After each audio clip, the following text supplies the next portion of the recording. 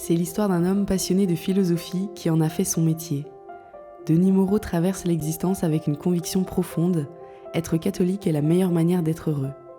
Il nous expose humblement une foi qu'il décrit comme aride, mais source de paix. Peut-être vous reconnaîtrez-vous dans cette approche rationnelle de la foi et cette fidélité tenace aux enseignements du Christ. Bonjour à tous, c'est Juliette, je vous souhaite la bienvenue dans Histoire d'âme, le podcast chrétien qui explore les profondeurs de l'âme. Bonjour Denis. Bonjour Juliette. Je suis ravie d'être avec vous aujourd'hui. Merci de m'avoir invité. Vous êtes philosophe, vous êtes professeur de philosophie à l'université de Nantes. Je vois qu'il y a déjà une petite différence à faire. C'est un titre, c'est glorieux, je ne sais pas si j'en suis digne. Professeur de philosophie, ça c'est sûr. Professeur de philosophie, oui. Voilà, depuis longtemps, depuis plusieurs années à l'université de Nantes. Oui, je suis à l'université de Nantes depuis 1996, oui. Vous avez 57 ans, vous êtes marié, père de 4 enfants, récemment grand-père. Oui. Voilà, et aujourd'hui, vous acceptez de nous donner un petit aspect, une petite vision de votre âme. Vous allez nous parler de votre relation à Dieu et de comment est-ce que notamment la philosophie nourrit votre foi. Vous êtes prêts ? C'est parti. Alors j'aimerais commencer par vous demander comment est-ce que ça se fait que vous êtes chrétien ? D'où vient votre foi ? Alors, elle vient. Je suis tombé dedans quand j'étais petit.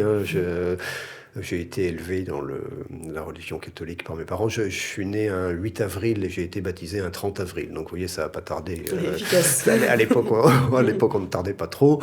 Et donc, j'ai toujours baigné là-dedans. Je me souviens, dans mes premiers souvenirs d'enfance, il y a un livre qui racontait avec des images un peu naïves, comme on fait pour les enfants, la vie de Jésus. Par exemple, j'ai quelques images qui me sont restées. Mes parents m'ont emmené à la messe, m'ont envoyé au catéchisme. Donc, ma foi, elle s'est faite de façon très banale par imprégnation, en fait, jusqu'à l'adolescence. Et puis l'adolescence, alors d'abord je crois que pendant quelques années j'ai dû un peu sécher l'aumônerie, et donc j'ai pris du retard dans ma formation intellectuelle, je pense. Et puis après est venu l'âge des questions, peut-être aux alentours de 17-18 ans, donc un moment de... Ça, je crois que c'est assez inévitable, surtout quand comme moi on sèche l'aumônerie quand on est adolescent. Il y a un moment où les représentations de foi sont celles qu'on a reçues quand on avait 4, 5, 6, 7 ans, et puis les questions qu'on se pose sont celles d'un presque adulte, et donc il y a une espèce de découplage, d'effet de cisaille entre la naïveté des représentations du début et puis les questions qu'on est en train de se poser qui font que ça frotte un peu. Donc il y a eu un moment... ça n'a pas duré très longtemps, parce que alors on peut y voir l'efficacité du dressage de mes parents, ou bien ceux de la grâce de Dieu, c'est peut-être la même chose d'ailleurs, mais j'ai arrêté de prier, j'ai arrêté d'aller à la messe... je sais plus, quelques semaines ou quelques mois, puis je me suis rendu compte que ça me manquait, en fait. Alors je me suis dit, c'est quand même un peu idiot de se faire du mal, et du coup j'ai repris la pratique religieuse et la prière. Qu'est-ce qui vous manquait ? Vous sauriez le dire ? Assez trivialement, une habitude que j'avais prise, et c'est pas facile de se défaire de ces habitudes, donc, et puis peut-être une forme d'apaisement que je trouve parfois, pas toujours, à la messe, et puis peut-être aussi un sentiment d'infidélité à ce que j'avais reçu de mes parents. J'aime bien, on en reparlera peut-être, un de mes philosophes, mon philosophe favori, c'est Descartes. Et alors Descartes, un jour, il a eu une très belle phrase. Il y a quelqu'un qui lui demandait, il a quitté la France pour aller habiter en Hollande. Et la Hollande, à l'époque, c'était une terre protestante, et Descartes était catholique. Il y a un pasteur protestant qui lui a demandé, mais pourquoi vous vous convertissez pas au protestantisme ? Il a répondu, monsieur, j'ai la religion de ma nourrice. Voilà, je trouve que c'est une très belle phrase sur une espèce de fidélité aux origines. Et puis, alors là, j'ai 18 ans au moment de ma vie dont on parle, et c'est aussi le moment où j'ai commencé à réfléchir un peu à ma foi et à peut-être mieux en percevoir l'intérêt que je l'avais fait jusque-là. Et ça, c'est quelque chose qui s'est accentué avec les années, c'est-à-dire ma foi catholique, elle me fait du bien, en fait, fondamentalement. C'est-à-dire, si ça me faisait pas de bien, je suis pas sûr que je serais catholique. Je suis pas quelqu'un de très doué pour faire les choses par pur devoir. Moi, par exemple, si je suis pas un peu intéressé dans ce que je fais, j'ai du mal à l'accomplir, et donc ma foi est en un sens très intéressée. Si je suis catholique, c'est parce que je suis convaincu, et ça de plus en plus, que c'est quand même... si je suis catholique, je pense que c'est la meilleure des façons de réussir sa vie.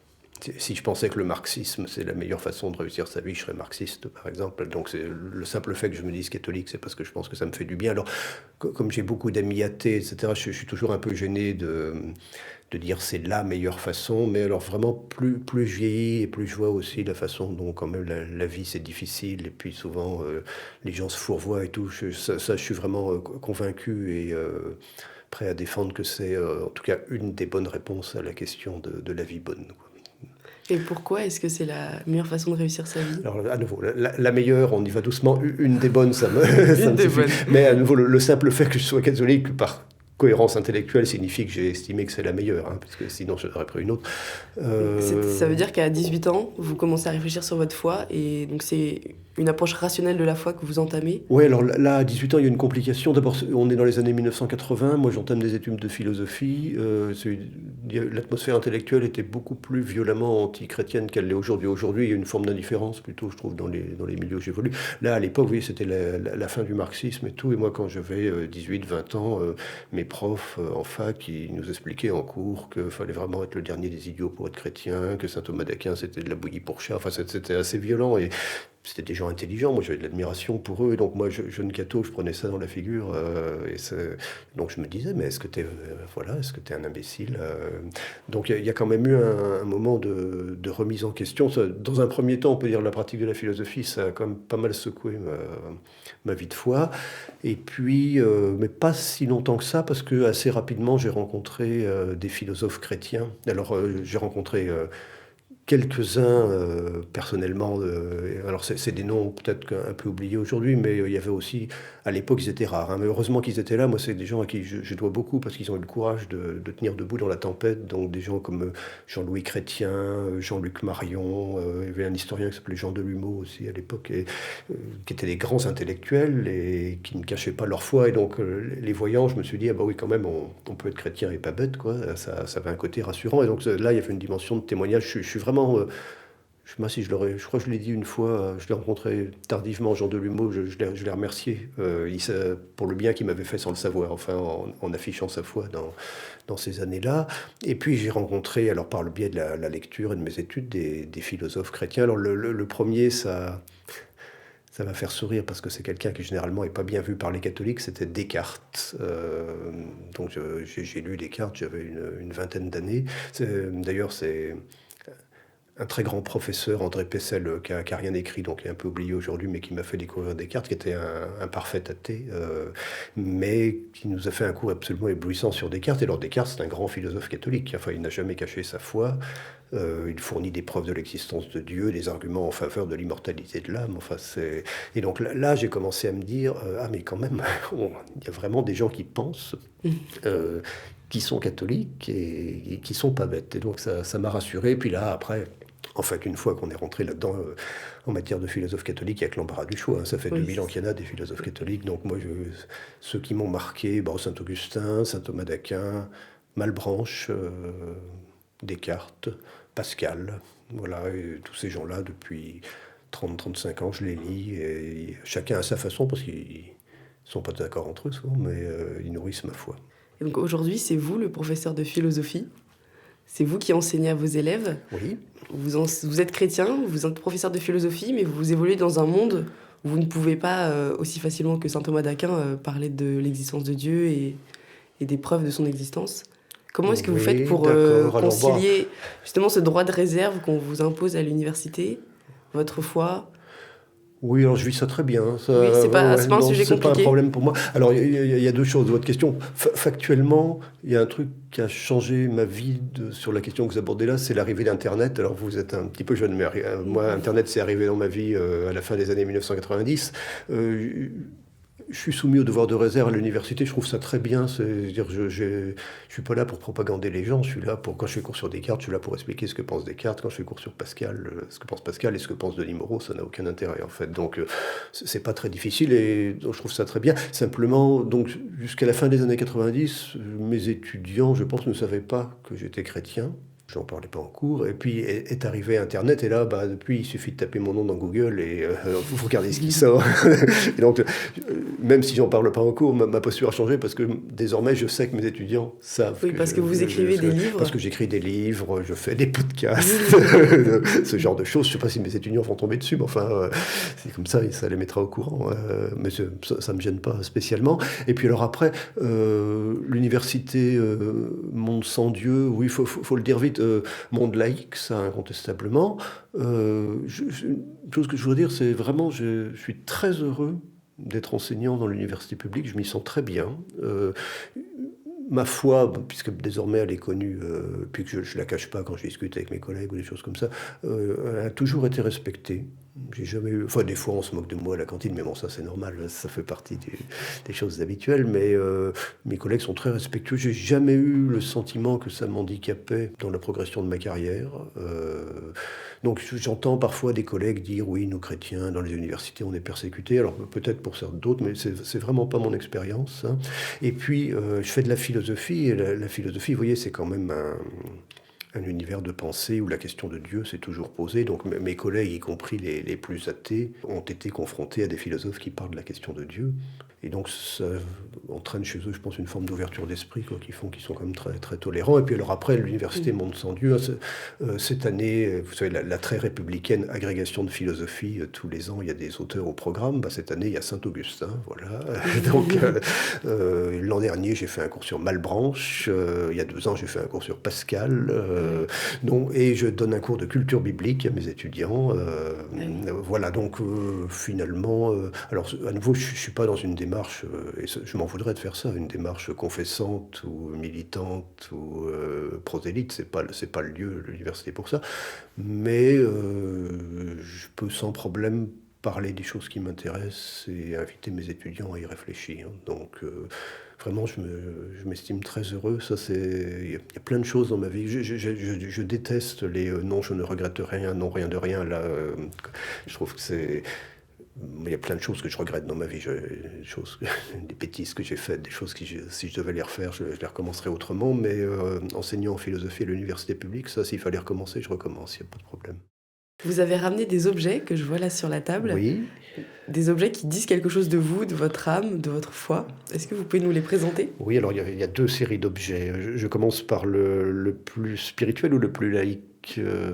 Alors Celui le qui vous plus laïque. inspire. Ça parle pas de ma foi, mais ça parle de mon âme.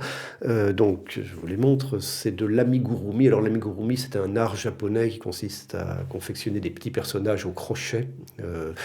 Et ceux-là ont été faits par mon épouse, qui est quelqu'un qui aime bien bricoler avec ses doigts. Donc, il y a quelques années, elle s'est lancée dans l'amigurumi. Et alors, elle m'en a fait 2. Ça, je crois que c'est son premier. Alors, techniquement, je crois qu'il n'est pas terrible, mais c'est son premier. Elle l'a fait pour moi, donc j'étais très touché. C'est Descartes. Donc, c'est mon philosophe favori. Voilà. Et puis, celui-là, elle l'a fait un peu après. Alors, on voit qu'elle avait fait des progrès. C'est mieux réussi. C'est Spinoza.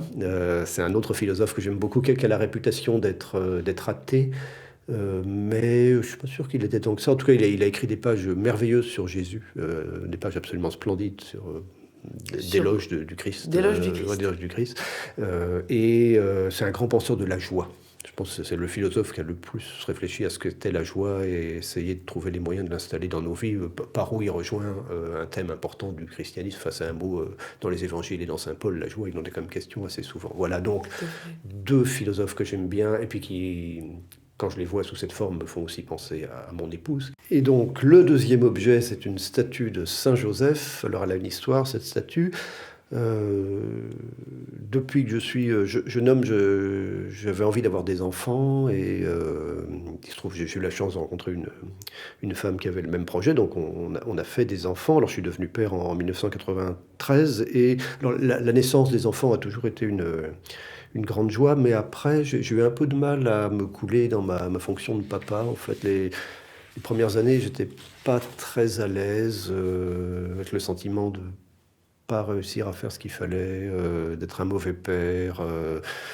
Et donc voilà, j'étais un peu désarçonné parce que ça m'apportait pas exactement la joie que j'avais escomptée. Donc voilà, apprentissage de la paternité un peu difficile. Et un jour, je suis allé en parler à un prêtre qui m'a dit « Oh, mais tu devrais réfléchir un peu à Saint Joseph », et qui m'a conseillé un livre qui s'appelait « Le Joseph, l'ombre du Père » de André Doz. C'est pas un livre extraordinaire, mais il y a pas mal de réflexions. Et il m'a fait dire, pense un peu à Saint-Joseph, parce que Saint-Joseph aussi, je suppose que la paternité, ça n'a pas dû être complètement évident pour lui. Il devait être un peu déconcerté aussi. Voilà, et ça a eu un effet assez libérateur pour moi. Et à cette époque-là, je me suis acheté, alors c'était chez un artisan breton, cette statue de Saint-Joseph que j'ai gardée dans mon bureau comme un compagnon qui m'accompagne sur la route de la paternité. Et puis alors, on ne va pas laisser les gens croire dans l'angoisse. En fait, ça s'est assez vite réglé, cette question. C'est-à-dire, au bout de 3 ou 4 ans, j'ai appris à faire le papa. Enfin, je sais pas, sûrement pas toujours été un bon père, mais en tout cas, j'étais plus à l'aise dans ce rôle-là que je l'ai été avant. Donc voilà, cette statue, et puis elle représente donc un homme dont l'âge n'est pas évident, qui tient un jeune enfant. Et puis, elle a pris pour moi une nouvelle signification depuis 18 mois, puisque depuis 18 mois, je suis grand-père. Alors, félicitations. Voilà, merci. Et alors là, par exemple, j'ai pas eu du mal du tout à m'installer dans mes habits de grand-père. Alors ça me plaît beaucoup. J'ai même un peu de mal à m'expliquer pourquoi ça me met dans des tels états de béatitude, mais c'est quelque chose, c'est même, je peux dire... Je ne pensais pas que la vie me donnerait encore, à mon âge déjà respectable, des joies aussi profondes, quoi. Et donc, c'est vraiment très chouette. Voilà, donc quand j'ai ça à côté de mon écran d'ordinateur, et ça, en ce moment, ça me fait surtout penser à ma petite fille, maintenant, quand je le regarde. Merci beaucoup. Je vous propose d'enchaîner avec une question assez importante. Qui est Dieu pour vous ? Je suis catholique, donc je peux vous donner une définition. C'est une substance où il y a 3 personnes, mais ça ne nous avancera pas à grand-chose. Je pense mon entrée dans la foi, c'est le Fils incarné en Jésus-Christ. Donc je pense, moi c'est par là que j'approche de Dieu. Alors c'est la voie la plus facile, hein, parce que Dieu le Père, c'est la toute-puissance, c'est peut-être un peu lointain. L'esprit, c'est bien compliqué, c'est un peu évanescent. Le Fils, il s'est fait homme, il a parlé, donc on a des images, pas des portraits de Jésus, mais pas fait d'après Jésus vivant. Je crois qu'il n'existe aucun témoignage sur l'apparence physique de Jésus. Toutes les images qu'on a, c'est de la reconstruction intellectuelle a posteriori. Mais on le voit dans des peintures, on a des textes qui rapportent ses paroles. Donc voilà, c'est cette entrée-là qui est pour moi la plus facile. Et donc Dieu, pour moi, c'est Jésus venu apporter le salut aux hommes. Alors pour moi, la catégorie de salut est quelque chose d'assez important dans ma foi. C'est peut-être mon entrée dans le christianisme. Et donc, pour moi, Dieu, si vous voulez, un mot, c'est le Sauveur. Le Sauveur. Ouais. Voilà, donc, c'est pas un ami, c'est pas Enfin, voilà, la première figure qui vous vient à l'esprit, c'est le Sauveur. Oui, c'est le Sauveur, avec un vif sentiment de mon besoin d'être sauvé. Qui vous rappelle votre petitesse Oui, mon petitesse, mes côtés sombres aussi. Enfin, vous voyez, pour qu'il y ait salut, il faut 2 choses. Il faut qu'on dise, 1, ça va pas. 2, ça peut aller mieux. Si vous dites tout va bien, vous n'avez pas besoin d'être sauvé. Voilà, donc c'est ma vie est super, j'ai pas de problème, je suis vraiment quelqu'un de bien et tout. La catégorie de salut n'a pas de sens pour vous. Mais vous pouvez aussi dire ah non, ça va pas, je suis nul, j'ai plein de problèmes et tout, mais je m'en sortirai jamais. À ce moment-là, il n'y a pas de salut. Donc pour qu'il y ait salut, il faut les 2. Hein. Et donc c'est la foi chrétienne. Hein. Ça va pas, ça s'appelle le péché originel. Il y a quelque chose de déréglé en nous. Des trucs très sales, très sombres qui s'agitent en nous, et puis il y a quelqu'un qui est venu pour essayer de nous tirer de là, c'est Jésus. D'accord ? Donc moi, cette structure... alors vous m'avez dit en préparant l'émission qu'il ne fallait pas dire de gros mots, mais je vais en dire un quand même, sotériologique. Donc ça veut dire, sotéria en grec, c'est le salut, donc la sotériologie, c'est la théorie du salut, voilà, tout simplement. Cette structure alors sotériologique de la vie chrétienne, donc organisée autour de la catégorie de salut, c'est aussi quelque chose que je ressens assez profondément dans ma vie, c'est-à-dire... j'ai plein de faiblesses, c'est souvent compliqué pour moi la vie. Je suis en lutte assez souvent contre des... Enfin, je ne vais pas vous faire le détail hein, quand même, mais contre des trucs un peu sombres en moi. Et c'est vrai que je trouve dans les enseignements de Jésus, certains sacrements de l'Église, etc., un secours pour essayer de me tirer de ce genre d'ornière où je me sens assez profondément pris, en fait. Est-ce que la pensée de ce secours vous apporte une paix? Rarement. Mais ça, je crois que je suis pas très doué pour la paix intérieure. Il y a c'est aussi, il faut faire avec le tempérament que le bon Dieu vous a donné, hein. La paix intérieure, c'est pas ma spécialité. Moi, c'est plutôt un lieu De lutte? de combat, oui. N'allez pas imaginer les choses, les choses extraordinaires, hein, mais oui, je suis pas très doué pour la sérénité, ça, je pense. Mais pareil, hein, c'est tous ces aspects de soi-même avec lesquels on a un peu de mal, et puis avec l'âge, ils sont pas disparus, mais j'ai fini par les accepter plus facilement. Peut-être je suis moins en lutte contre certaines de mes faiblesses que j'ai pu l'être à un moment donné. Donc ça apporte une certaine forme de paix, si on veut. Et comment est-ce que vous entrez en relation avec Dieu? Alors c'est pas facile, ça. Je suis pas... Bon, ça renvoie évidemment d'abord à la question de la prière. Je pense que c'est la façon la plus immédiatement chrétienne d'entrer en relation avec Dieu. J'ai une foi assez aride, alors par exemple, je ne sens rien. J'ai beaucoup d'amis croyants qui me disent sentir une présence, parfois, voire très souvent et tout. Ça, c'est une grâce qui ne m'est pas donnée. Voilà. Je dis pas ça, j'envie ces gens, hein. Moi, j'aimerais bien sentir la présence de Dieu, mais rien. Donc une forme d'aridité spirituelle. Mais c'est pareil, ça, voilà. Longtemps, j'ai été complexé ou gêné. Avec le temps, puis quelques conseils bienvenus d'accompagnateurs spirituels, donc j'ai appris à accepter ça. Voilà, je suis fait comme ça. Et puis maintenant, vous voyez, même longtemps aussi, j'ai hésité à en parler. Maintenant, j'en parle parce que je me dis qu'après tout, peut-être, je dois pas être le seul quand même, mais ça doit pouvoir décomplexer peut-être certaines personnes. Savoir que nous sommes nombreux dans ce cas-là, n'est-ce pas? Donc voilà. Mais évidemment, quand on sent pas la présence de Dieu, la prière, c'est tout de suite un peu compliqué. Donc longtemps, j'ai pas été très... C'était compliqué pour moi la prière, je ne savais pas très bien comment m'y prendre. Et puis tardivement, aux alentours de ma 40e année, il y a une amie qui m'a fait découvrir la liturgie des heures. Donc c'est ce qu'on appelait le bréviaire dans le temps. Enfin, c'est une prière plusieurs fois par jour avec des textes prédéterminés Alors le Concile Vatican II dit que c'est la prière du peuple de Dieu, hein. C'est pas que pour les clercs et les prêtres, c'est aussi pour les laïcs. Et alors vous savez, enfin, si on dit tout le bréviaire, c'est les moines qui disent tout le bréviaire, hein. Il y a un grand office de lecture, le matin les laudes, des petites heures dans la journée, tiers, sexte et none, donc vers 9h du matin, midi, 15h, et puis les vêpres vers 18h et les complis avant de se coucher. Alors moi je dis pas tout ça, j'y arriverai pas, donc moi je dis les laudes et les complis.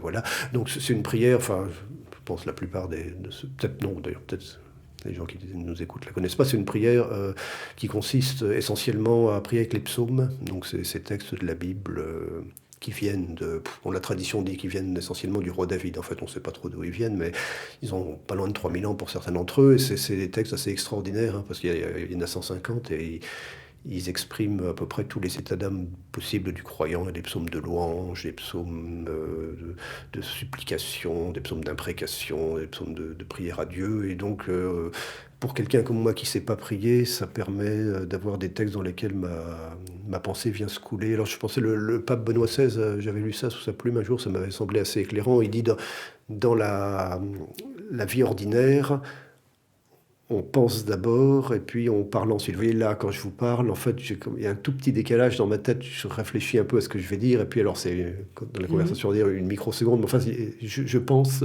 et je profère ensuite. La prière des psaumes, c'est l'inverse. On parle, on dit un texte, et puis notre pensée vient se couler à l'intérieur. Et ça m'a quand même beaucoup aidé à prier. Aussi tout simplement parce que ces textes sont magnifiques, notamment, et alors ils ont été, ça c'est les gens qui ont traduit ça, la traduction liturgique des psaumes en français, c'est vraiment, je trouve, une très belle réussite littéraire. La traduction est magnifique, donc ça, pour quelqu'un comme moi qui aime bien les beaux textes, ça aide à se couler. Donc voilà une façon tardive dans ma vie, mais qui s'est à peu près stabilisée, qui me convient à peu près pour quelqu'un comme moi d'entrer en relation avec Dieu.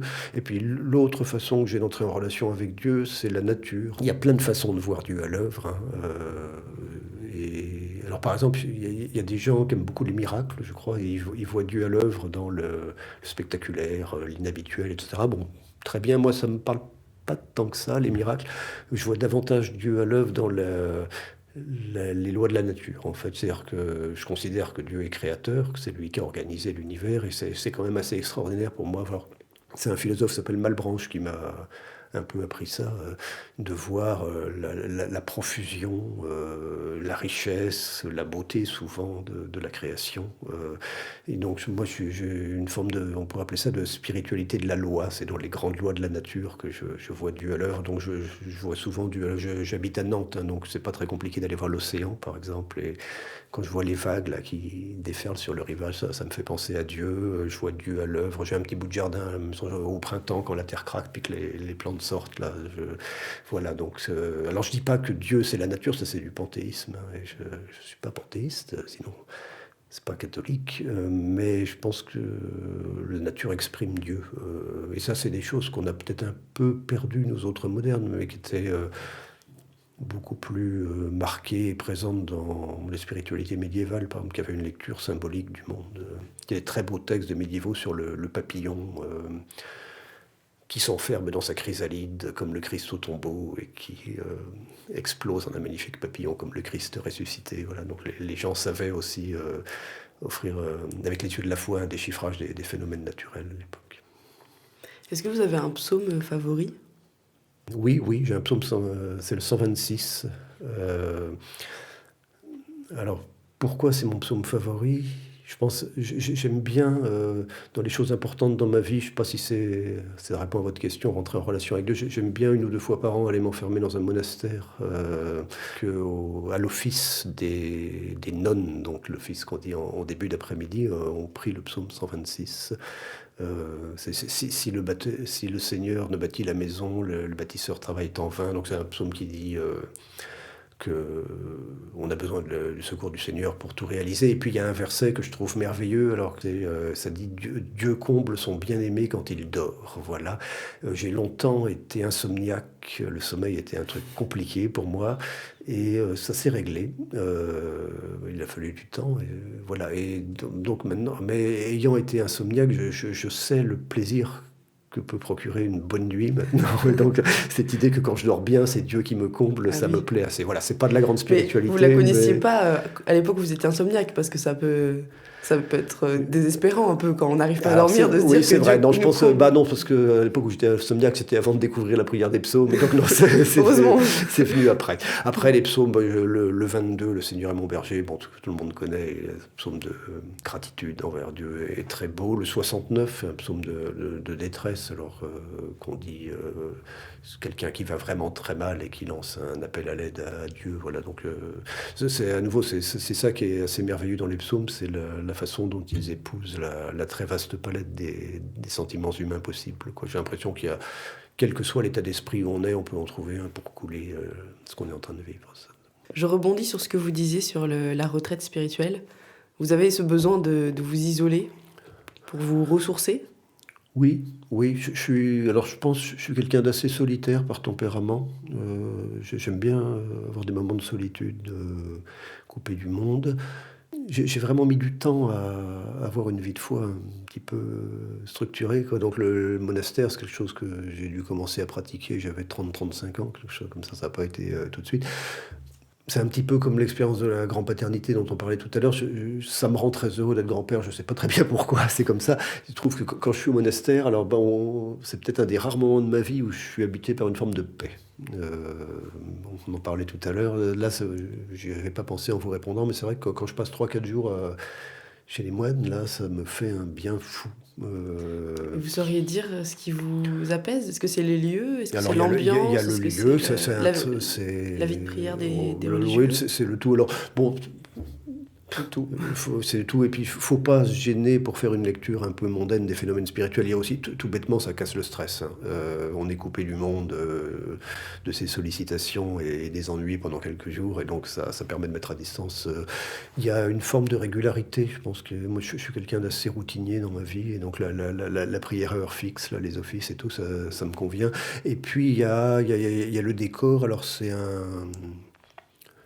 c'est une modeste trappe de campagne, mais il y a un parc magnifique dont les moines prennent grand soin, avec des belles fleurs, des arbres bien taillés. Enfin, et donc moi qui suis assez sensible à la trace de Dieu dans la nature, je pense que c'est un lieu où je l'aperçois. Est-ce qu'il vous arrive de douter? Oui, tout le temps. Enfin, je passe pas ma journée à me dire que je doute, mais je suis pas sûr de mon coup, par exemple. Même si vous avez cette approche très rationnelle de la foi qui vous fait dire que c'est une des meilleures manières de réussir sa vie, il y a Oui, malgré non, tout après, alors ce... attention, j'ai des arguments pour justifier ma foi. Oui. C'est-à-dire, je suis capable de montrer que je ne suis pas un imbécile et que j'ai des raisons de croire ce que je crois. En revanche, alors peut-être c'est une défaillance de ma part, j'ai pas de certitude. C'est-à-dire, j'ai des arguments pour penser que Dieu existe, mais je suis pas sûr à 100%. Il y a aussi des arguments dignes de foi pour penser que Dieu n'existe pas, hein. S'il y a des gens qui croient pas en Dieu, c'est qu'ils ont des raisons de pas croire en Dieu. Typiquement l'existence du mal, hein. L'existence du mal face à un Dieu réputé bon, tout-puissant, créateur et omniscient, il y a un problème. Donc après, on peut essayer d'y répondre. Enfin, voilà. Je suis pas certain que Jésus soit ressuscité. J'ai fait le pari de jouer ma vie là-dessus et de croire que Jésus est ressuscité. Je le crois avec autant de force que je peux, en y mettant toute mon âme. Mais je ne peux pas exclure de m'être trompé. Après, alors, si on veut développer un petit peu, d'abord, quand je dis que je doute, donc je doute au sens où je ne suis pas certain de pas mal de choses auxquelles je crois, mais je ne vis pas ça tragiquement. C'est un doute assez paisible, en fait. Et je sais qu'il y a des gens, enfin, on lit dans la littérature religieuse, des gens qui font des crises de doute terribles, que ça déchire et tout. C'est pas mon cas, c'est un doute assez tranquille. Même si je me suis trompé, alors vous voyez, on fait une expérience de pensée. Enfin, je vais dire des trucs limites du point de vue de l'orthodoxie catholique, mais on imagine, je suis sur mon lit de mort, là, d'après les statistiques, dans une vingtaine d'années, un peu plus. Et puis soudain, j'ai une révélation, tout ça c'était faux. Dieu n'existe pas, Jésus-Christ n'a pas existé, allons-y tant qu'on y est, tout ça c'est de la foutaise et tout. Je crois que je me dirais, au fond, c'est pas très grave. Voilà, c'est pas très grave, parce que ça m'a quand même bien aidé dans la vie, tout ça. Je pense que c'était un beau chemin. Et donc, j'aurais pas le sentiment d'avoir raté ma vie, quoi. Alors, je pense pas ça. Je pense qu'en plus, c'est vrai que Dieu existe et que le Christ est ressuscité. Mais... Oui, ce dont vous parlez, c'est le pari de Pascal. Oui, c'est ça alors c'est un sens, oui, je vais prononcer le sens. mot pari. Oui, c'est ce que je suis en train de vous présenter là, sous forme de petite histoire. C'est une version un peu radicalisée du pari de Pascal. Et puis après, bah voilà, j'ai fait mon Vous pari. pouvez expliquer rapidement le pari de Pascal pour les gens qui ne connaissent pas? Oui, alors, c'est un texte dans les pensées. Vous savez, les pensées, ce qu'on appelle les pensées de Pascal, c'est des fragments, en fait. C'est un ouvrage où on a retrouvé à sa mort des bouts de papier. Donc c'est un texte inachevé avec des bouts, quoi. Donc il y a un bout célèbre, alors qu'on a pris l'habitude d'appeler le pari. Pascal l'appelle pas comme ça, c'est pas le titre qu'il lui donne, où Pascal se met en scène en train de discuter avec un libertin. Donc un libertin, à l'époque, c'est un athée, on va dire, hein, c'est ça. Et il a envie de le convaincre que Dieu existe. Mais alors, le début du texte, c'est en forme de dialogue, et ils se mettent d'accord pour dire que les fameuses preuves de l'existence de Dieu, donc ces arguments par lesquels on prétend démontrer que Dieu existe, c'est un peu surprenant. De la part du libertin, ça ne l'est pas, mais de la part de Pascal, c'est plus étonnant, parce qu'elle dit « Ok, on va dire que ça ne marche pas ». Donc on laisse tomber les arguments démonstratifs, quoi, auxquels on est habitué. Et le coup de génie de Pascal, c'est de faire basculer la question sur le terrain de l'intérêt bien compris du libertin. Et donc il lui propose, alors c'est un peu effrayant, hein, comme texte, il lui dit « Voilà, deux solutions. Tu paries que Dieu existe, tu paries qu'il n'existe pas. Alors, parie qu'il n'existe pas, à ta mort. Si tu as gagné qu'il n'existe pas, tu verses dans le néant. Si tu as parié qu'il n'existe pas, et pas de chance, tu as perdu, il existe, à ta mort, tu risques d'être puni. » Même si le fragment ne prononce pas le mot enfer, en fait. Et puis, il y a l'autre version, tu paries que Dieu existe, tu as perdu, il n'existe pas, à ta mort, tu verses dans le néant, tu as gagné, il existe, à ta mort, jackpot, paradis, vie éternelle, béatitude. Et donc, Pascal dit, c'est de ton intérêt bien compris de parier que Dieu existe. Alors ça nous choque. Moi, ça nous choque parce que quand je fais ce texte-là très souvent avec mes étudiants, oui, à la fac, je fais un cours sur le pari de Pascal tous les ans. Et les étudiants, ils râlent toujours en disant « Mais monsieur, une foi intéressée, c'est une foi impure, c'est pas bien d'être intéressé dans la foi et tout. » Alors ça, moi, j'ai un peu de mal à comprendre ça. pense que nous sommes des êtres intéressés, enfin, des êtres de désir, qui cherchons le plaisir et qui fuyons la douleur. Et donc, je ne vois pas pourquoi le domaine de la foi devrait être déconnecté de ce genre de considération. C'est-à-dire, enfin, à nouveau, moi, on l'a dit tout à l'heure, je le redis, si je suis chrétien, c'est par intérêt, hein, c'est parce que j'ai envie d'aller au banquet des noces de l'agneau, que ça a l'air drôlement intéressant et que j'essaie d'emprunter la voie qui va me permettre de le faire, hein. Donc, je suis assez pascalien sur ce point-là. Je pense que... Alors, ça ne veut pas dire qu'il faut satisfaire tous ses intérêts les plus bas, les plus bêtes, ses désirs les plus vils, etc. Mais que notre relation à Dieu soit intéressée, ça me paraît pas une thèse condamnable.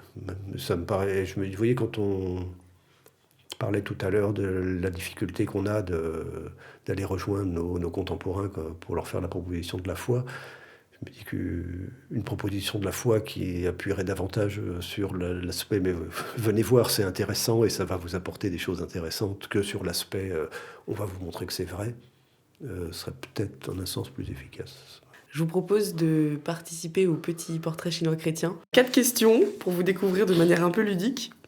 La première question, quel personnage de la Bible vous représente, vous ressemble le plus ? Alors, oui, vous avez eu la gentillesse de me permettre de préparer. Si vous me l'auriez posé comme ça, j'aurais un peu séché, je crois. Mais alors, j'ai réfléchi. Ça va paraître un peu présomptueux, c'est le roi Salomon, je crois. On a eu le roi David aussi. Vous avez eu le roi David. Alors, le roi Salomon, non pas que j'ai le charisme du gouvernement, comme lui, qui a été un grand roi. Alors, moi, je n'ai pas du tout le charisme du gouvernement. Les rares fois dans ma vie où je me suis trouvé en position de diriger des trucs, ça a été une catastrophe. Je suis très mauvais pour ça. Voilà, c'est aussi partie des choses que j'ai comprises avec le temps. Je suis pas fait pour commander. Bon. Mais j'aime bien le roi Salomon. C'est cet épisode qu'on appelle le songe de Gabaon au livre des rois, au début de son règne. Dieu lui dit qu'est-ce que tu veux et il dit je voudrais la sagesse et le discernement, voilà. Et Dieu lui dit ça c'est vraiment bien parce que tu aurais pu me demander la richesse, tu aurais pu me demander la gloire et tout, et tu me demandes la sagesse et le discernement, et vraiment je reconnais à ça que tu es un sage. Donc voilà, j'aime bien cet épisode de quelqu'un qui est dans une situation où il va avoir du pouvoir et qui songe pas immédiatement aux grandeurs de ce monde, mais à la sagesse. Voilà. Bon, en tant que philosophe, évidemment, ça me frappe un peu. J'aime bien Salomon parce que son règne commence bien, mais finit mal. Il se laisse égaré par les plaisirs de la vie. À la fin, je ne sais plus combien il a de concubines. Enfin, c'est devenu une espèce de satrape oriental. Je ne connaissais pas la fin de sa vie. Et puis, il y a plein de problèmes politiques. Enfin, donc, c'est aussi quelqu'un... qui a du mal à tracer son parcours, un peu comme moi, par certains côtés. Donc, je m'y retrouve assez bien. Et puis, j'aime bien Salomon parce que c'est l'auteur présumé. Alors, toujours pareil avec la Bible, hein, il y a les auteurs traditionnels et puis les auteurs réels.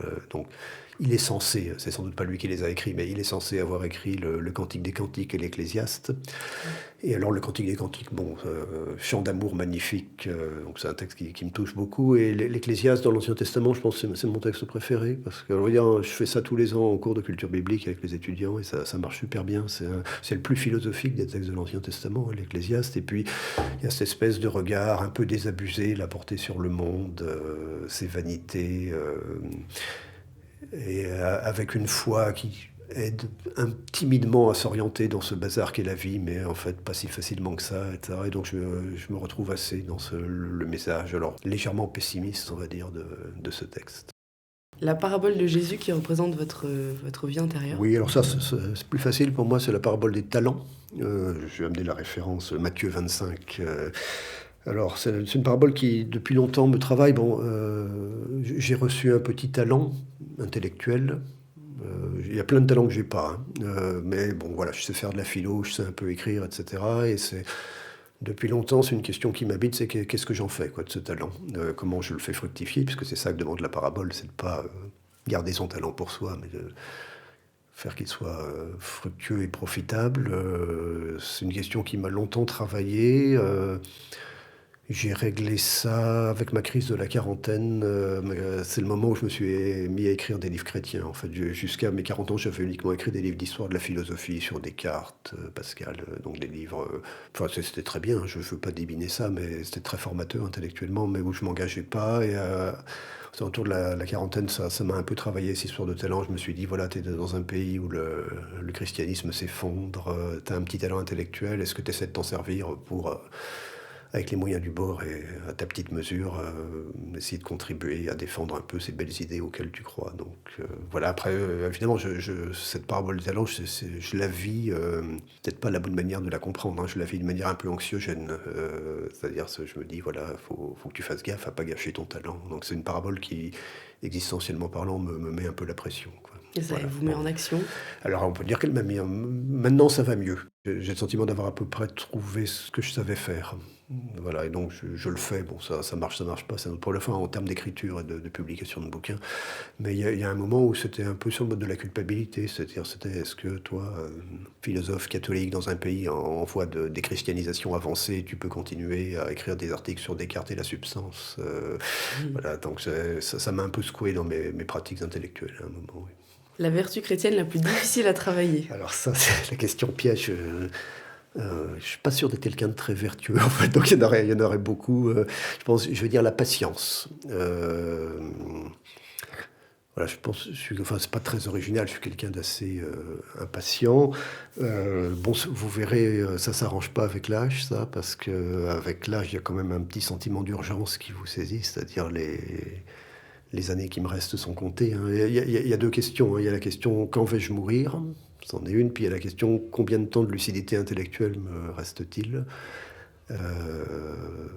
Alors la réponse peut être la même. Si je meurs demain d'un AVC, ça sera mais je peux très bien mourir dans assez longtemps, mais être un peu ramolli intellectuellement assez rapidement, hein. Il y a des grandes inégalités quand vous voyez les collègues à la fac. Il y en a à 65 ans, ils sont complètement cuits, puis il y en a d'autres à 80 ans, ils font encore des flammes, quoi. Donc je sais pas ce qui va. Donc voilà, il y a un petit sentiment d'urgence qui fait que j'ai tendance à devenir impatient. Et donc la patience, ça me manque. Alors ça me manque à la fois patience au sens de persévérance, c'est-à-dire je crois que je suis quelqu'un qui a tendance à baisser vite les bras quand les choses se compliquent, quoi. Donc j'ai cette culpabilité de la patience. Puis patience au sens de savoir supporter les choses pénibles. Et ça, il y a ce qu'on appelle les œuvres de miséricorde. Le pape François en a beaucoup parlé. Il y a 14 œuvres de miséricorde, 7 corporelles et 7 spirituelles. Et dans les œuvres de miséricorde spirituelle, il y a supporter avec patience les personnes pénibles. Je trouve que c'est quelque chose que j'ai du mal à faire. Parfois, à la fac, il y a des étudiants pénibles, par exemple, qui viennent me voir dans mon bureau, me raconter leur vie. Tout, c'est un peu compliqué. J'ai tendance à m'impatienter trop vite. Donc voilà, c'est quelque chose dont je suis conscient. Moi, je pense que j'essaie de travailler pour être plus patient, au sens de plus persévérant et plus accueillant avec les gens que je croise. Et enfin, la phrase de la Bible qui vous touche tout particulièrement. Ah oui, alors ça, je suis préparé parce que je voudrais lire le texte, en fait. Parfait. Alors la phrase, je vous l'ai dit, puis après je vous l'explique, c'est « Il a fait ce qu'il a pu ». Donc ça se trouve dans le récit, ce qu'on appelle l'onction à Béthanie. Alors c'est un texte qu'on trouve dans les 4 évangiles, mais la phrase qui m'intéresse, elle est seulement dans la version de Marc. C'est au chapitre 14. Alors, je vous lis le texte, il est pas très long. Ouais, donc, Jésus était à Béthanie dans la maison de Simon le lépreux, et pendant qu'il était à table, une femme vint avec un flacon d'albâtre contenant un parfum de nard pur et très coûteux. Elle brisa le flacon d'albâtre et lui versa le parfum sur la tête. Quelques-uns se disaient entre eux avec indignation « À quoi bon perdre ainsi ce parfum ? On aurait bien pu vendre ce parfum-là plus de 300 pièces d'argent et le donner aux pauvres. » Et ils s'irritaient contre elle. Mais Jésus dit « Laissez-la, pourquoi la tracasser ? C'est une bonne œuvre qu'elle vient d'accomplir à mon égard. Des pauvres, en effet, vous en avez toujours avec vous, et quand vous voulez, vous pouvez leur faire du bien. Mais moi, vous ne m'avez pas pour toujours. Ce qu'elle pouvait faire, elle a fait, ou elle a fait ce qu'elle a pu, selon les traductions. » Alors j'aime beaucoup ce récit. Donc c'est une femme qui vient répandre sur les pieds de Jésus lors d'un banquet un parfum très, très précieux. Et alors c'est rigolo parce que tout le monde râle. Il est amusant ce récit. Il y a ceux qui disent elle a mal utilisé son argent, elle aurait dû le donner aux pauvres. Selon certaines interprétations, cette femme, c'est Marie-Madeleine, donc une pécheresse, et donc on voit bien les gens grogner, dire oui, quand même, Jésus, là, qui se laisse mettre du parfum sur les pieds par une pécheresse. Donc on se croirait sur les réseaux sociaux, tout le monde râle tout le temps, voilà. Et Jésus a cette phrase magnifique, il dit « Elle a fait ce qu'elle a pu ». Voilà. Et alors ça, c'est une phrase, je trouve ça vraiment très beau, et je me disais, enfin voilà, on en a déjà un peu parlé, à mon âge, on commence à penser un peu à la mort de temps en temps, et je verrais bien ça sur ma pierre tombale. Denis Moreau, 1967, je sais pas quelle date, il a fait ce qu'il a pu. Voilà, ça me paraît une épitaphe plutôt pas mal. Du coup, il y a quand même une question de persévérance dans votre vie, finalement. Oh bah oui. C'est marrant, vous dites que vous en manquez, mais en fait, vous aimez cette idée de faire ce qu'on peut, donc d'être quand même assez actif Oui, pour oui, ah bah, travailler non, sur après, sur bien ce qui sûr, non, non, pêche. mais bien sûr, il y a une prise de vous savez, bah, je sais pas, enfin, c'est quelque chose que j'ai eu dans plein de domaines de ma vie. Le domaine de ma vie où j'ai le plus eu à faire preuve de persévérance, c'est le domaine amoureux. Ça fait 33 ans que je suis marié. Voilà, ça, Oui, c'est du c'est du travail. travail. C'est C'est bien, pas, ça s'entretient quand un je dis que mariage. c'est pas facile, mais ça s'entretient, oui. Donc là, il faut faire preuve de persévérance. Je sais pas, quand j'écris un livre, hein, entre le moment où j'ai l'idée et le moment où il est publié, il y a 5 ans de travail. Là aussi, il faut être persévérant. Donc je dis pas que j'en suis dénué, je dis que Oui, c'est pas le plus facile à c'est pas la travailler. vertu la plus facile chez moi. Ouais. Merci beaucoup pour ce portrait chinois. On a discuté ensemble il y a quelques temps et vous m'avez parlé aussi d'un autre sujet qui m'a touchée. Vous disiez que vous avez perdu votre papa il y a quelques années et que ça a été l'occasion de vivre une expérience un peu nouvelle dans votre foi.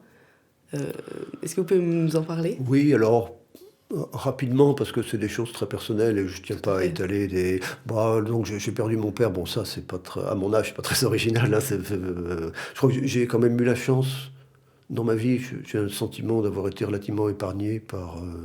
J'ai pas eu d'épreuve de grands scandales métaphysiques. Je sais pas, je pense à la mort d'un enfant ou des choses comme ça. D'ailleurs, je sais pas. Moi, j'ai des amis qui ont perdu leurs enfants, qui ont perdu la foi en même temps d'ailleurs. Et je sais pas très bien. Comment j'aurais réagi placé dans la même situation que. Mais donc, oui, j'ai perdu mon père, donc ça a été un deuil. Et donc j'ai éprouvé. Alors, je voudrais pas qu'il y ait de malentendus. Dire, si la foi chrétienne était la solution miracle pour échapper vite fait, bien fait aux grandes épreuves de la vie, je pense que ça se serait et tout le monde se convertirait sur le champ, d'accord. Donc, c'est pas ça. Après, je pense que, enfin, j'ai éprouvé dans ce moment de deuil, qui était un moment difficile, hein, pour moi, une forme de puissance de consolation de ma foi, on va dire, et notamment de ma foi en la résurrection. Alors, c'est pas arrivé tout de suite, hein, il a fallu du temps pour passer les premiers moments très, très difficiles. Mais voilà, le fait de croire fermement que mon père n'a pas versé dans le néant, mais qu'il est entré dans une autre dimension de la vie préférable à la vie actuelle, et qu'un jour je l'y rejoindrai. À la longue, ça m'a consolé. Alors je dis ça, il se trouve que pas exactement en même temps, mais un petit peu après que mon père est mort, j'ai eu une bonne amie à moi, athée, qui a perdu son propre père, et donc on a vécu nos deuils, alors de façon un peu découplée, puisque c'était un peu après le mien, mais on va dire parallèlement. Et alors je veux pas dire que c'était mieux, c'était moins bien, c'est pas ça le problème, mais c'était différent. C'est-à-dire que je voyais, pour mon amie athée, entre son père et elle, c'était fini, quoi. Il ne se reverrait jamais, elle était convaincue. D'ailleurs, je l'ai admirée parce que je me suis dit, en un sens, elle est plus courageuse que moi. Et elle manque il faut qu'elle vive ce deuil sans le secours de la foi, quoi. Moi, j'avais le secours de la foi, et donc petit à petit, la tristesse s'est transformée en espérance joyeuse de revoir mon papa un jour. Et donc j'ai éprouvé ce qu'on pourrait appeler la puissance transformatrice de la foi, quoi, dans ma vie. Et ça, c'est vrai, j'ai écrit un livre, hein, sur la façon dont la foi chrétienne est une des façons qui nous sont offertes pour essayer d'affronter les grandes épreuves de la vie. Mais ça j'en suis assez convaincu. Et notamment, ce qui pour moi le cœur de la foi chrétienne, c'est-à-dire la résurrection de Jésus. Vous imaginez un extraterrestre qui débarque et vous lui dites, voilà, il y a Jésus, Socrate, Bouddha. Il regarde un peu très rapidement et dit, bon, finalement, ça se ressemble pas mal, tout ça. Il donne des bons conseils de sagesse et tout. Mais l'extraterrestre va lui dire, ah oui, mais là, il y en a quand même un qui est censé être ressuscité. Dans toute la bande, Socrate n'est pas censé être ressuscité, Bouddha non plus. Donc, c'est quand même ça qui singularise la vie de Jésus au plus haut point par rapport à une vie ordinaire. Donc, pour moi, c'est un peu le cœur de la foi. Et c'est vrai que cette idée de résurrection, à plusieurs reprises dans les moments difficiles de ma vie, j'en ai éprouvé le potentiel d'espérance, quoi, y compris dans les moments de désespoir. Oui, je pense que on peut se replacer dans la situation des disciples le vendredi au pied de la croix. Le vendredi au pied de la croix, à 15 heures, les disciples, ils ont dû dire, bah, c'est foutu, hein. Ça devait être ça la tonalité dominante. Et puis non, c'était pas foutu par des moyens, enfin des voies tout à fait inattendu, sans doute. Le dimanche matin, il y a quelque chose qui s'est ouvert, quoi. Un nouvel avenir, un champ de possibles là où tout paraissait fermé. Donc pour moi, c'est ça la foi en la résurrection, c'est quelque chose qui, dans ces moments extrêmement difficiles de la vie, où on se dit, bah oui, c'est foutu, on va pas s'en sortir là. Alors ça peut être des impasses amoureuses, ça peut être des expériences dépressives, ça peut être des expériences de fâcherie entre personnes. Ça aide à garder l'espoir qu'une sortie de la catastrophe est possible, quoi. Voilà, donc c'est un peu ça que j'ai vécu lors de la mort de mon père. Alors si vous voulez qu'on fasse un tout petit peu de philo, vous voyez, quand on s'intéresse à il y a des gens qui croient des choses. Par exemple, moi je crois que le Christ est ressuscité, alors qu'en philosophie, quand on s'intéresse à une croyance, il y a 2 façons de l'aborder. Alors j'ai encore le droit de dire des gros mots? Ouais, Allez-y. donc vous pouvez l'aborder de façon aléthique. Alors c'est un gros aletheia en grec, c'est la vérité. Donc aborder une croyance de façon aléthique, c'est demander: «Est-ce que c'est vrai?» Et puis une autre façon d'aborder une croyance, c'est d'une façon pragmatique. Pragmatique, c'est les effets en grec, pragmata. Donc ça, c'est demander: «Cette croyance, qu'est-ce qu'elle me fait?» Alors, c'est pas tout à fait la même question. Par exemple, si je dis, je vais prendre délibérément pour vous expliquer une croyance non religieuse. Si je dis: «Je crois qu'il va pleuvoir demain», question 1: «Est-ce que c'est vrai?» Alors, pourquoi tu crois ça? Alors, je peux le croire parce qu'il y a quelqu'un qui me l'a dit, je peux le croire parce que je l'ai vu au bulletin météo avec un indice de fiabilité de 4 sur 5. Donc ça, c'est la question de la vérité de la croyance. Et puis, qu'est-ce que ça change dans ta vie? Oui, croire que demain il va pleuvoir, ça change des choses dans ma vie. Par exemple, demain, en sortant de chez moi, je prendrai mon parapluie.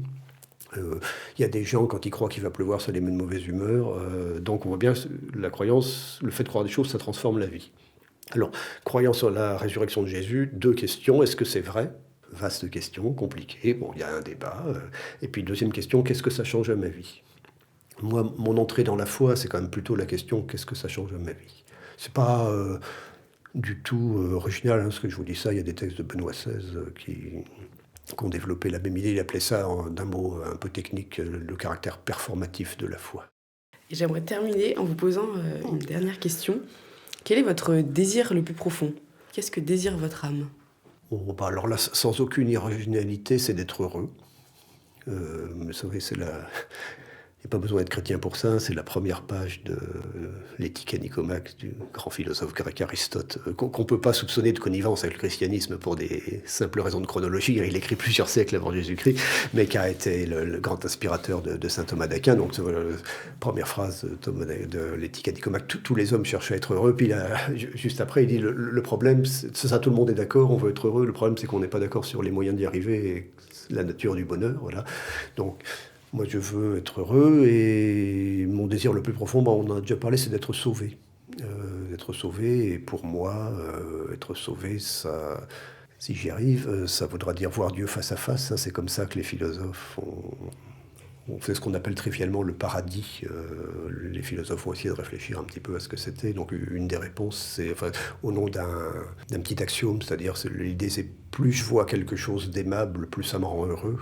Donc quand je vois quelque chose d'un petit peu aimable, je sais pas moi, des frites, ça me rend un petit peu heureux. Quand je vois quelque chose de très aimable, mon épouse, ça me rend très heureux. Puis quand je vois quelque chose de souverainement aimable, Dieu, ça me rend souverainement heureux. Donc la béatitude qui nous est promise, c'est le fait de pouvoir contempler enfin, parce que dans cette vie, on n'y arrive pas, Dieu face à face. On va maintenant vivre une petite expérience de méditation. Et vous savez, le podcast Histoire d'âme, c'est un podcast de l'application Méditatio qui propose de la méditation chrétienne. C'est plein de parcours audio différents, voilà, qu'on peut suivre selon des thématiques.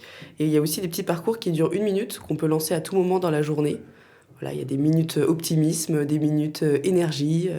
Et donc, je vous ai proposé de choisir 1 minute qu'on allait écouter ensemble. Et vous avez choisi 1 minute sur l'Esprit Saint. Alors, sans savoir ce qu'il allait avoir dedans, hein, c'était la surprise pour moi. Voilà, donc on va lancer l'audio, vivre avec vous aussi qui nous écoutez cette petite expérience courte de méditation. Et puis on se retrouve juste après. Je me pose. Je respire profondément, plusieurs fois.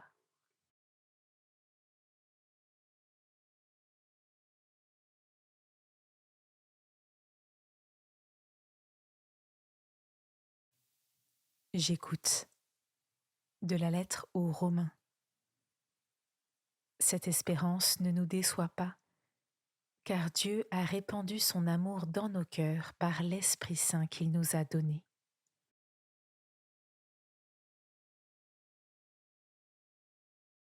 Je prie. Esprit Saint, répands l'amour dans mon cœur. Je répète plusieurs fois. Esprit Saint, répands l'amour dans mon cœur.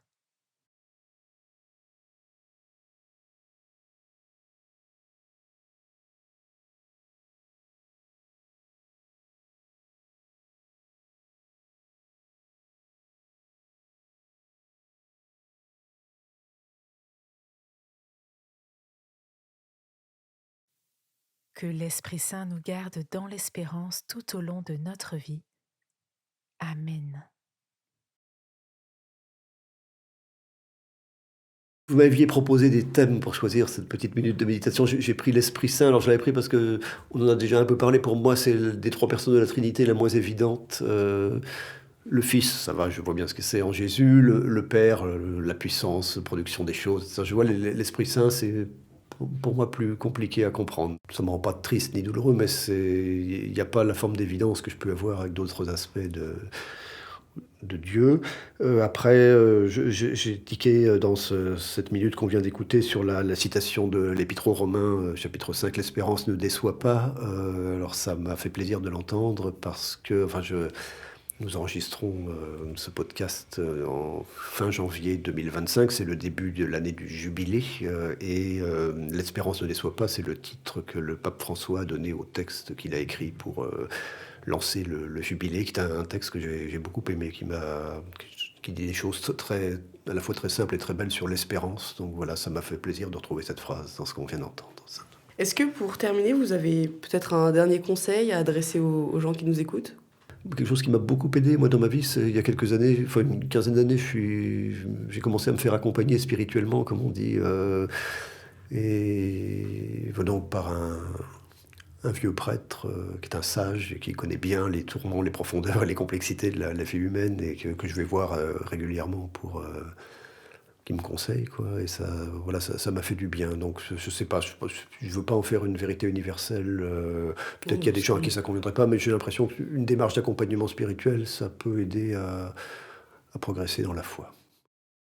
Merci beaucoup Denis pour cet échange intense et intéressant.